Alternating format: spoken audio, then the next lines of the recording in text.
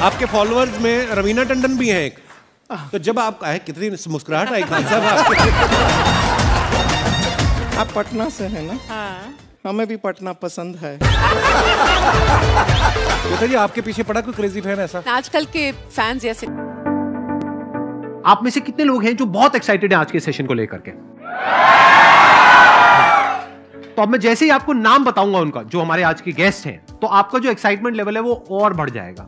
ये बताने से पहले कि गेस्ट कौन है, मैं आपको थोड़ा सा बताता हूं YouTube के बारे में। YouTube में क्या है कि पूरे वर्ल्ड की अगर बात करी जाए तो करोड़ों चैनल्स हैं जो अलग अलग जॉनर्स में हैं, अलग अलग कैटेगरीज में हैं।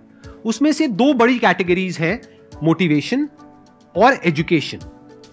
पूरे वर्ल्ड में जो वर्ल्ड का नंबर 1 मोटिवेशन चैनल है वो मेरा है, और जो वर्ल्ड का नंबर 1 एजुकेशन चैनल है किसी इंडिपेंडेंट क्रिएटर का, वो उनका है, जो कि हमारे गेस्ट हैं। उनके 17 मिलियन से ज्यादा सब्सक्राइबर्स हैं। Please give an energetic and warm welcome to the one and only Khan sir.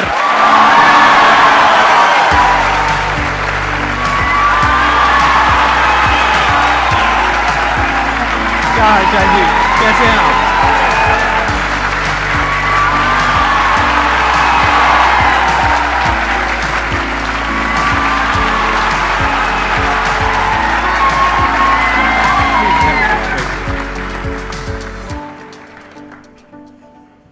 इससे पहले कि ऑडियंस आपसे कुछ पूछे या इंटरेक्ट करे, मेरे माइंड में एक क्वेश्चन है आपके लिए जी।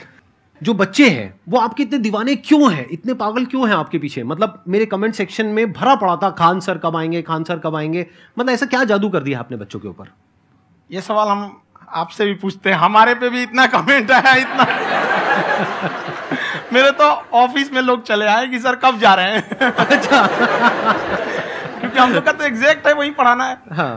तो देखिए, हम लोग का मेन है कि बच्चों को जो जरूरत रहती है कि अगर लड़का पढ़ने आया रहा ना, उसके मन में कोई डाउट ना रह जाए। हम उसको कहते हैं कि हम तुम्हें पढ़ा रहे हैं, दम है तो भूल के दिखाओ, याद करके नहीं।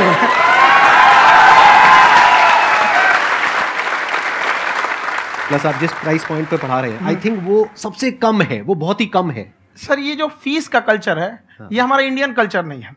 हमारा इंडियन कल्चर गुरु दक्षिणा है, उस हिसाब से वो सही है। ऑक्सीजन जैसे जिंदगी के लिए जरूरी है, वैसे एजुकेशन जरूरी है। कोई ये नहीं कह सकता है कि पैसे की वजह से वो खान सर के यहाँ से लौट गया। क्या बात है।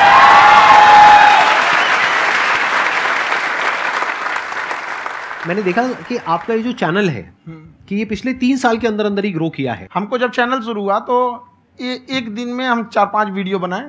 एक हमको कुछ आता, आज भी नहीं आता इतना, तो हम देख के कैमरा उमरा तो हम कंफ्यूज हो गए, बाप रे। तो हम एक ही दिन में वीडियो शूट किया, पढ़ाने वाला टॉपिक था हमको। उसके बाद कभी वीडियो नहीं, 6-7 वीडियो एक ही बार शूट कर लिए। और एक जो थे जिनका कैमरा वगैरह था, मेरे पास कैमरे भी नहीं थे उस टाइम, और कैमरा 35,000 का था। तो 6 महीना इसी में लग गया, जो 35,000 इसी में फंस जाएगा। तो उनके कैमरे से शूट किए, उन्होंने कोई चार्ज लिया, उसके बाद हम छोड़ ही दिए। लॉकडाउन लगा, तब हम कहें आप कैसे पढ़ाएंगे हो, तो 1 दिन 2 दिन करते करते अचानक लंबा हो गया। तब हमको याद आया कि ओहो, मेरा एक चैनल भी है वहाँ पे।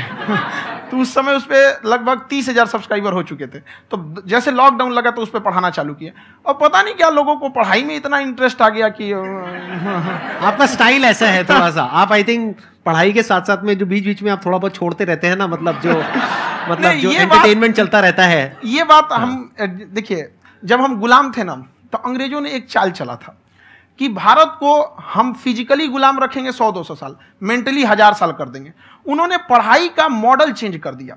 उन्होंने ऐसा डिजाइन किया कि ये टीचर की रिस्पॉन्सिबिलिटी है, वो पढ़ा के चला जाए। टीचर की रिस्पॉन्सिबिलिटी यहाँ खत्म नहीं हो जाती है। पढ़ाना तो कोई भी पढ़ा सकता है, टीचर की इससे बड़ी रिस्पॉन्सिबिलिटी होती है उसे समझाना। वो समझा कि नहीं समझा। अगर लड़का आपके समझाने के बाद डाउट रह गया तो ये आपकी गलती है। लड़का हमसे पूछता है, सर इतनी भीड़ है आपके पास, तो कहे सर डाउट कैसे पूछेंगे? हम कह रहे यार, तुम्हारा डाउट बचेगा तब ना पूछेगा तुम डाउट यहाँ पे।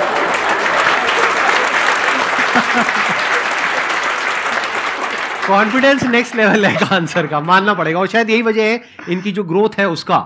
किसी ने शायद सपने में भी नहीं सोचा होगा कि पिछले 2 साल के अंदर अंदर जो आपके चैनल की ग्रोथ हुई है, जैसे आप खुद ही बता रहे हैं कि लॉकडाउन के टाइम पे आपके 30,000 के करीब सब्सक्राइबर्स थे, आज की डेट में 17 मिलियन है।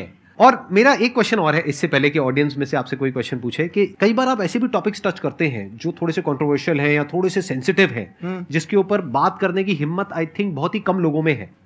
तो आपको कभी ये नहीं लगता है कि कहीं ज्यादा तो नहीं हो रहा है, इसको थोड़ा रोक देते हैं, थोड़ा कम कर देते हैं, क्योंकि कोई लाइन ही नहीं है वैसे तो बोलने को, तो आप कुछ भी बोल दो, कितना भी बोल दो। हुई है कंट्रोवर्सी बहुत बार। एक्चुअली बचपन से हमको फौज में जाना था, और फौज वालों के लिए ये सब मायने नहीं रखता, उसको करना है मतलब करना है, तुम सामने कुछ भी रहो, डजंट मैटर।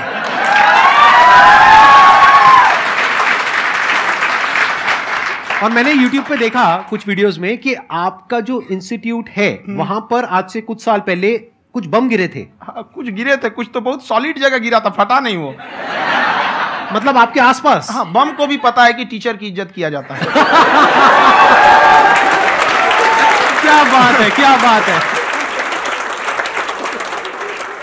मैं समझ पा रहा हूं कि ये आपके अंदर जो एटीट्यूड है ये कहां से आ रहा है, क्योंकि आप बचपन से ही फौज में जाना चाहते थे, तो आप जंग के मैदान में ही खड़े हैं एक तरीके से। बस फर्क ये है कि आपके हाथ में कलम है, हथियार ना हो करके। हथियार से एक आदमी की जान जा सकती है, हाँ। कलम से बहुत ताकत होता है। शिक्षा एक ऐसा हथियार है ना, हर कुरीतियों से लड़ सकता है, हर तरह की समस्याओं से। और ये एक ऐसा हथियार है, मेटल डिटेक्टर में भी नहीं पकड़ाता है।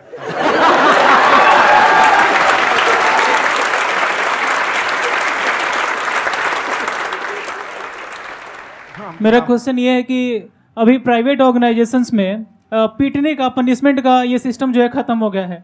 हम आपके वीडियो में देखे हैं सर कि आप एक बड़ा सा रोल रखे रहते हैं, पुलिस वाला लाठी है वो, पुलिस वाला लाठी है, और स्टेज पे बुला के बच्चों को उसी से धुनाई शुरू कर देते हैं मस्त एकदम से, है ना। तो सर मतलब कि बच्चे मतलब कि डरते नहीं है आपसे, और इस तरीके से कैसे कनेक्टेड हैं आपसे, है ना। और एक और क्वेश्चन सर, यूपीएससी का जो आप अपना बैच स्टार्ट करने वाले हैं, ठीक है, उसके बारे में बताइए सर, क्योंकि मुझे मतलब उस चीज को करना है सर, ठीक है। और संदीप सर को देख लिए, मेरा तो वैसे ही हो जाना है।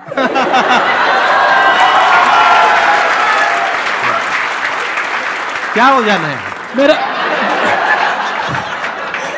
पूरा कंप्लीट करो। I'll be an IAS officer next year because I have seen you, sir. My day is like complete, sir. All the best. Thank you so much, sir. Thank you. पूरा बोला करो। Thank you. देखिए, लड़कों को जहां तक पीटने की बात है, जब पढ़ाने की बात आएगी तो उसको हम पूरे बेहतरीन ढंग से पढ़ाएंगे, लेकिन जब सजा देने की बात आएगी ना, तो वो भी बेहतरीन ढंग से होगा। ऐसा थोड़ी होगा कि बस एक ही चीज बेहतरीन ढंग से होगा। और डर का होना बहुत जरूरी है। ये डर भी अपने आप में एक मोटिवेशन है, क्योंकि जब आपके अंदर एक थोड़ा सा डर रहे ना, तो डर के भागिए मत। एक ऐसा डर जिसको आप लगे कि नहीं नहीं थोड़ा सा और करने की जरूरत है, फिर तो ये हम इसको क्रॉस कर जाएंगे यहाँ पर। तो लड़कों के अंदर ये डर बनाना भी जरूरी रहता है। और रही बात यूपीएससी वाले की, जो आपने बोला, बहुत सारे लड़के वेट कर रहे हैं यूपीएससी की, क्योंकि 2-2.5 लाख फीस सारे लोग एफोर्ड नहीं कर सकते। और हमारा वही रहता है, हम तो ज्यादातर हमारे स्टूडेंट देखेंगे तो किसी के रिक्शा वाला, सब्जी वाला, यही लोग, इनको तो 2.5 लाख रुपया, इनके पास पूरी संपत्ति नहीं होती है, फीस कहाँ से भरेंगे वहां पे, उसके बाद रहेंगे कहाँ से। तो ऑल ओवर इंडिया से, कश्मीर से कन्याकुमारी तक, गरीब से गरीब भी लड़का उसको पढ़ सकता है। यही कुछ 1000 रुपये मंथली, 12-14 हजार साल का पड़ेगा, खत्म हो जाएगा, इतना नहीं।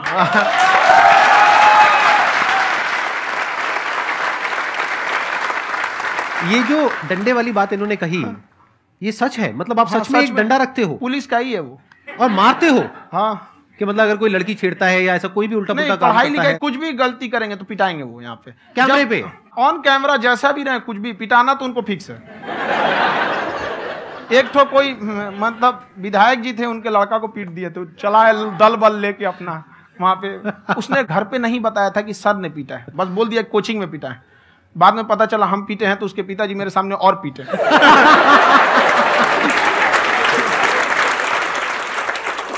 सर, आपका सबसे बड़ा डर क्या है, आप दोनों का? फौजी को डरे नहीं लगता है,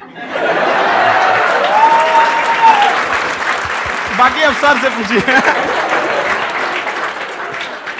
आज के सेशन से पहले कोई डर नहीं था, लेकिन अब मुझे इनकी डंडे वाली कहानियां सुन करके डर लग रहा है कि कहीं मैंने गलती से कुछ बोल दिया और इन्होंने कहीं पीछे कुछ रखा हुआ है, और यही आ करके अगर इन्होंने मेरी पिटाई कर दी तो बहुत बुरा हो जाएगा। तो इसलिए हमको थोड़ा डर लग रहा है।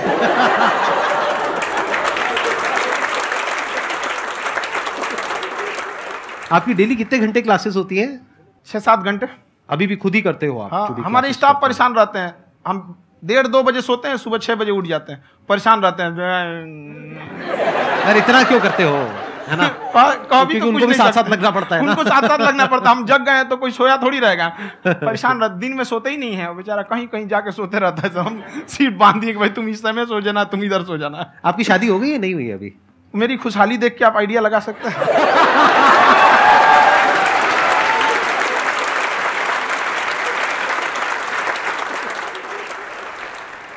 First of all I would like to say sir thank you so much to you and to your team कि आपने मुझे यहाँ आने का मौका दिया। एंड सर अब तक मैंने आपको सिर्फ फ़ोन या लैपटॉप में ही देखा है दोनों को, आज फर्स्ट टाइम लाइव देख रही हूँ तो बहुत अच्छा लग रहा है। तो मेरा क्वेश्चन ये है सर आपसे, जब हम लाइफ में कोई डिसीज़न लेते हैं कि हमें ये पर्टिकुलर चीज़ करनी है, और क्योंकि हम डिसीज़न लेते हैं तो हमारी आदत है कि पहले हम 4 लोगों से पूछते हैं कि तू बता तेरी क्या राय है, तू बता तेरी क्या राय है। तो उनमें से अगर कोई हमें कह देता है कि ये बेकार डिसीज़न है मत कर, तो हमारा माइंड कहीं ना कहीं डाइवर्ट होने लगता है और उसकी वजह से हम अपना डिसीज़न चेंज कर देते हैं। तो मेरा क्वेश्चन ये है कि कैसे हम अपने डिसीज़न पे स्टिक रहे, कैसे हम जो दूसरे के ओपिनियन है उनको अफेक्ट ना होने दें अपने ऊपर।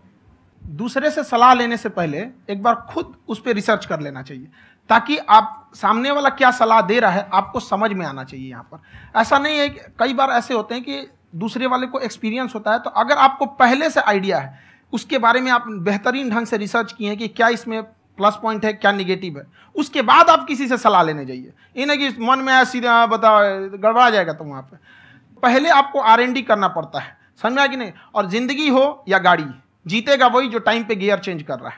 तो डिसीजन चेंज करना बहुत ज़्यादा गलत नहीं है।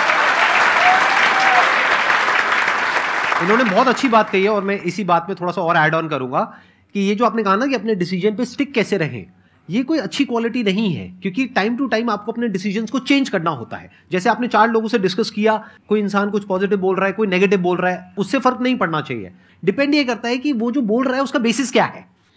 क्या वो किसी नॉलेज या एक्सपीरियंस के बेस पे बोल रहा है या ऐसे ही कुछ भी बोल रहा है? ऐसे ही बोल रहा है तो फिर उसकी बात पे ध्यान क्यों दे रहे हो? अगर किसी नॉलेज या एक्सपीरियंस के बेस पे बोल रहा है, फिर चाहे वो पॉजिटिव बोल रहा है चाहे नेगेटिव बोल रहा है, दोनों ही मायने रखता है। उसके बाद में रिसर्च करनी है और फिर रिसर्च करने के बाद में फाइनल डिसीजन अपना खुद का होना चाहिए। अब वो डिसीजन उससे अलग भी हो सकता है जो आपने पहले लिया था, और वो सेम भी हो सकता है।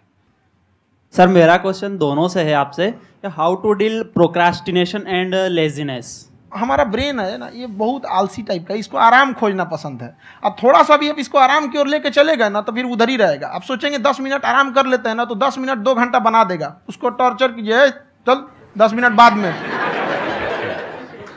उसको आप उस पर हावी मत, वो कह रहा है कि हमको आराम चाहिए, आपको हाँ आराम मिलेगा, पहले काम फिर मिलेगा आराम।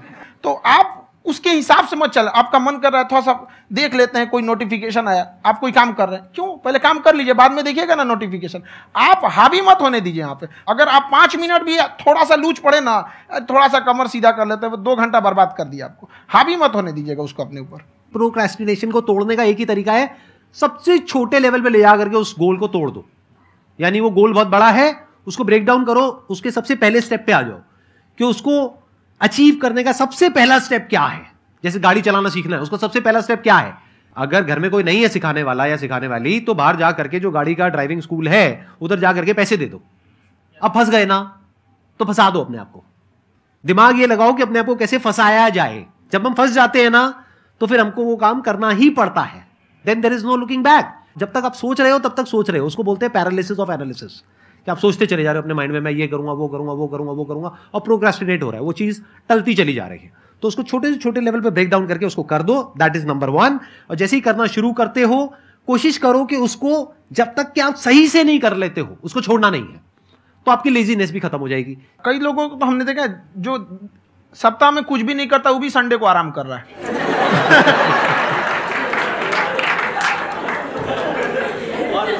वैसे कहा भी जाता है कि अगर कोई काम आपको करवाना है ना तो ऐसे किसी इंसान को दो जो बिजी है। हाँ। ऐसे आदमी को मत दो जो खाली है। ये परफेक्ट एग्जाम।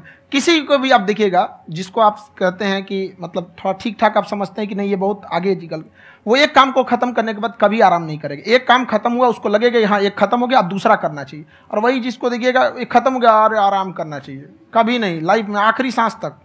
सर यहाँ पे सब हिंदी में पूछते हैं, इंग्लिश में पूछते हैं, मैं भोजपुरी में पूछूं? जौन भाषा ठीक लगे तोने में पूछ दो। हाँ सर। सर ये पूछे के चाहते नहीं कि जैसे हमने क्या पढ़ाई करी निशान, तो कभी कभी डेली टारगेट्स जो होला वो कंप्लीट ना होला, अगर टारगेट्स कंप्लीट भी होला तो फिर ऐसा इरिटेशन या फिर वो एंजाइटी या फिर कि और करना है या फिर अभी नहीं हुआ, वो चीज़ हमेशा रहेला, तो वो कम कैसे करल जाए? देखिए, टारगेट्स को ना हम लोग को एक अपने हिसाब से पहले फिट करना चाहिए। ऐसा नहीं कि दूसरे किसी इंसान को देख के हम टारगेट फिट कर ले। कोई लड़का 8 घंटा पढ़ रहा है, कोई पहली बार अभी पढ़ना ही चालू किया, उसको देख के 8 घंटा पढ़ेगा तो पढ़ाइए छोड़ देगा। तो आप अपनी क्षमता के हिसाब से देखिए कि आप कितना पढ़ सकते हैं। अगर आपने एक घंटे को बना लिया कि हम 1 घंटा पढ़ सकते हैं, अगले 1 हफ्ते तक उसको सस्टेन रखिए। जिम में कैसे करते हैं लोग, पहले दिन उठा लीजिएगा 1 कुंटल तो हार्ट अटैक हो जाएगा। तो वो धीरे धीरे टारगेट सेट कीजिए और अपनी क्षमता को भी देखिए। हर इंसान की क्षमता अलग है। कंगारू को देख के हाथी छलांग मारेगा, पैर तोड़ के बैठ जाएगा।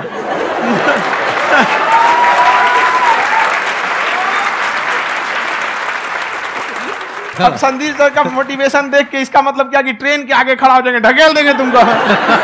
हालांकि ऐसा कर देते हैं, लेकिन ऐसा करिएगा लोग नहीं, क्षमता पता होना चाहिए। आपके अंदर एंजाइटी हो रही है कि मैंने कर तो लिया है, आप ये नहीं कह रहे कि मैंने कुछ भी नहीं किया है फिर मेरे को एंजाइटी हो रही है, आप ये कह रहे हो मैंने काफी कुछ कर लिया है फिर भी एंजाइटी हो रही है कि कहीं कुछ छूट तो नहीं गया है। तो बेसिकली आपको ये देखना है कि अगर आपके अंदर ये एंजाइटी हो रही है, that means you are a very good student, आप एक अच्छे स्टूडेंट हो।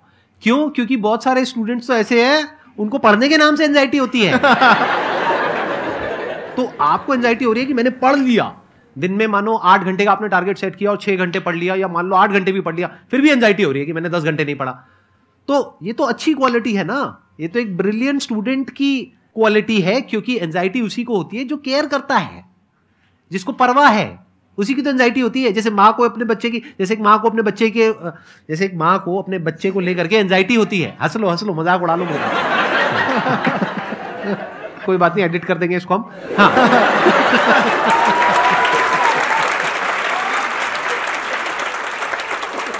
जैसे एक माँ है, उसको अपने बच्चे को लेकर के एंजाइटी होती है, थोड़ी सी भी तबीयत खराब हो जाए उसको एंजाइटी होती है, चाहे बच्चा ठीक भी है, डॉक्टर को नहीं होती है।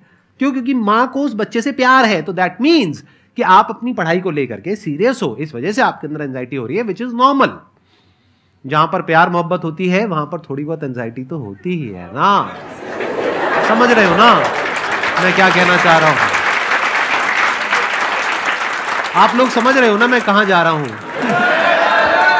जब वो किसी और से बात करती है तो एंजाइटी होती है ना।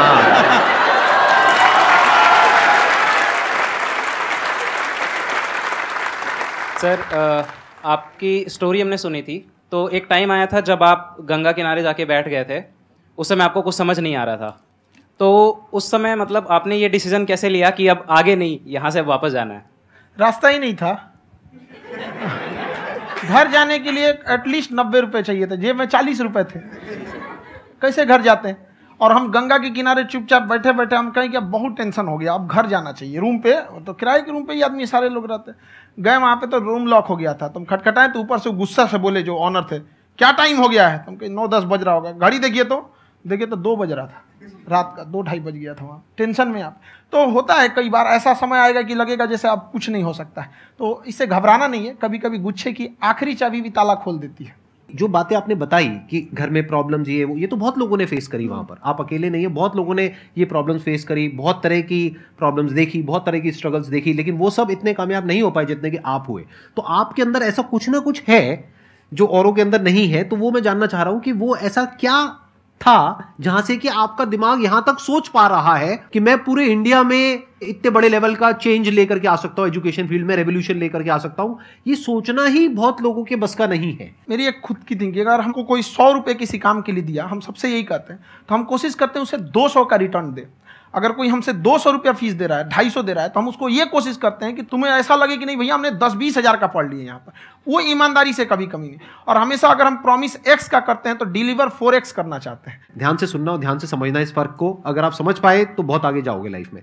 एक वो होते हैं जो ये सोचते हैं कि हमें सब कुछ मिल जाए, हमें कुछ भी करना ना पड़े।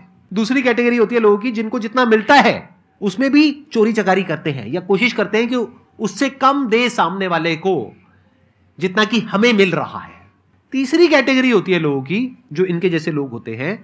वो क्या करते हैं, वो ये सोचते हैं कि अगर मैंने किसी से 1 रुपए भी लिया देखा जाए तो 200-250 रुपए कुछ भी नहीं होता है। 200-250 रुपए अगर मैंने लिया तो कैसे उसको 400 रुपए की वैल्यू दूं, ये जो थिंकिंग है ना, यही एक फर्क होता है एक ऐसे इंसान में जो बहुत आगे निकल जाता है और उस इंसान में जो मीडियोकर रह जाता है। आप अपने आप को अपने आप के ऊपर समय दीजिए, उसको डेवलप कीजिए। जब आप अपने आप के ऊपर खर्च करते हैं तो आने वाले समय में लोग गूगल पे आपको सर्च करते हैं। क्या बात है सर, ये आपने अभी बनाया है या ये कोई पुराना आपका वो है? बनते रहता है इसे, फ्लो में बन जाता है। आपके अंदर ना सर एक कवि छुपा हुआ है कहीं ना कहीं जो बाहर आना चाहता है। कभी ना कभी आपने सोचा होगा कुछ? हाँ, कभी कभी देखिए, एक चीज है, संगत का बहुत अच्छा असर पड़ता है। ये चीज को हमेशा, संगति का मतलब लोग हल्के में ले लेते हैं। संगति का मतलब होता है संग संग गति। तो अच्छे लोग के साथ रहेंगे तो संग संग अच्छी गति होती जाएगी, खराब में रहेंगे तो ये भी होता है। बट अपने आप को थोड़ा सोचना चाहिए कि हम केवल जी के मर जाएं इसके लिए नहीं आए हैं। लोग कहते हैं कि सर नाम क्यों नहीं बताते अपना। हमारी एक ही सोच है कि जाने के बाद इस दुनिया से हमको मतलब एक चीज देना चाहते हैं स्टूडेंट्स को, कि वो याद करें कि इस पैसे की भाग दौड़ की दुनिया में हर कोई दोनों हाथ से लूटने में लगा है, खाली हाथ जाने के लिए ये सबको लगा है। तो हर कोई को ये सोचना चाहिए कि था कोई इंसान जो इतने कम फीस में इतनी शिक्षा जो महंगी थी, जो कमाने का रास्ता था, उसको भी एकदम कंपटीशन इतना कर दिया कि अब लोगों को अपनी फीस बढ़ाने में डर लगता है कि अरे यार, लड़का कमेंट करता है कि खान सर इतना ले रहे हैं, आप बहुत बड़ा टीचर हो गए।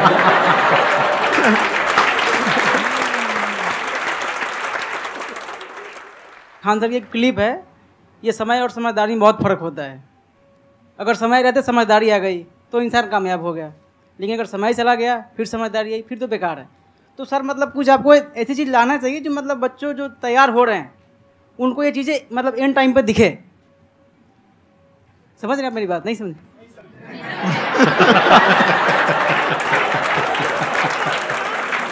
यही होता है सर का मोटिवेशन ज्यादा हो जाता है। जब आप स्ट्रगलिंग फेज में हैं तो कम से कम चीजों को अपने ऊपर खर्च कीजिए, ज्यादा से ज्यादा सीखने में खर्च कीजिए। अगर आपको राजा बनने का शौक है तो गुलाम की तरह मेहनत करना सीखिए, तब राजा बनना।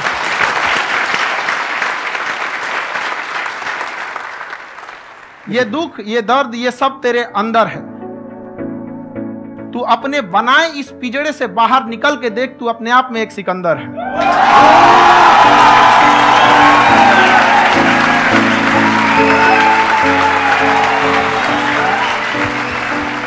Thank you so much sir for coming. बहुत मजा आया मेरे को आपके साथ में इंटरेक्ट करके। आई एम श्योर आप लोगों को भी बहुत मजा आया होगा।